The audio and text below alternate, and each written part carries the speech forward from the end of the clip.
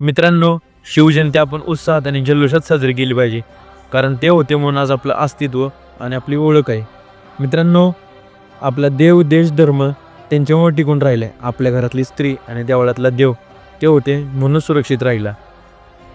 छत्रपती शिवाजी महाराज नसते तर आपलं आणि आपल्या स्वराज्याचं काय झालं असतं हे सांगताना कविराज भूषण म्हणतात की, कुंभकर्ण असुरा उतारी औरंगजेब, काशी और प्रयाग में दुहाई फेरी रबकी, तोड़े देव देवालय शहर मोहल्ले केरे, लाखों मुसलमान की ये माला तोड़ी सबकी, और काशी करबला होती, मथुरा मदीना होती, अगर शिवाजी ना होते तो सुन्नत होती सबकी.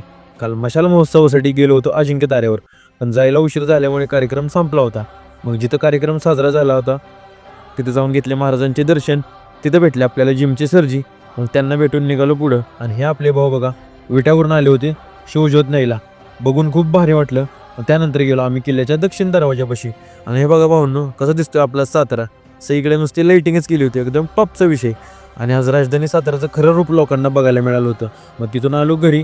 नेहमीप्रमाणे सकाळी ब्लॅक कॉफी आणि प्री वर्कआउट मिल घेऊन निघालो जिमला. गेल्या गेल्या घेतले बजरंगबलीचे दर्शन. आणि आज केला आपण बॅक आणि त्यानंतर बायसेप्स वर्कआउट. आज जयंतीनिमित्त सकाळी खूप भव्यदिव्य अशी पदयात्रा आणि पालखी निघाली होती.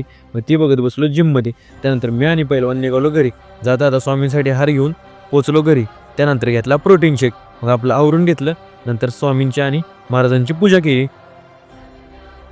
त्यांचे आशीर्वाद घेऊन निघालो शॉपवर. येता येता गेलो गॅरेजवर, कारण आपल्या गाडीचं काम चालू होतं. मग तिथनं पोचलो शॉपवर. आणि हा बघा भावांनो, आपल्या शॉप जवळच्या जयंतीचा सेट आहे. कसा वाटला ते मला कमेंट करून सांग. आजच्यासाठी एवढंच. धन्यवाद. व्हिडिओ आवडला असेल तर तुमच्या ह्या भावाला नक्की फॉलो करा.